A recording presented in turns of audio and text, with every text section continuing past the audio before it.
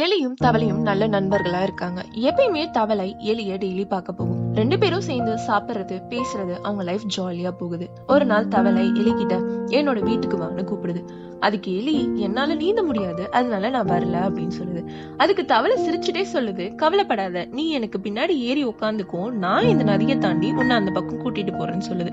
எலியும் சந்தோஷமா தவளை பின்னாடி ஏறி உட்காந்துக்குது. தவளையும் நீந்த ஆரம்பிக்குது. திடீர்னு தவளைக்கு ஒரு கெட்ட எண்ணம் வருது. நாம ஏன் இந்த எலிய சாப்பிட கூடாது அப்படின்னு சொல்லிட்டு தண்ணிக்குள்ள எலிய கொண்டுட்டு போக பாக்குது. இத பார்த்து பயந்த எலி காப்பாத்துங்கன்னு கத்த ஆரம்பிக்குது. அப்ப மேல பறந்துட்டு இருந்த கழுகு இத பாத்துருது. வேகமா கீழே பறந்து வந்து எலிய தூக்கி பறக்க ஆரம்பிச்சிடுது. எலி தவளையை பிடிச்சிருந்தனால ரெண்டையுமே கழுகு தூக்கிட்டு போயிடுது. அப்பதான் தவளை தன்னோட தப்ப உணர்ந்துச்சு. அதோட கெட்ட எண்ணத்தினால அது தன்னோட நல்ல நண்பனையும் இழந்துடுச்சு, அதோட லைஃபையும் இழந்துடுச்சு.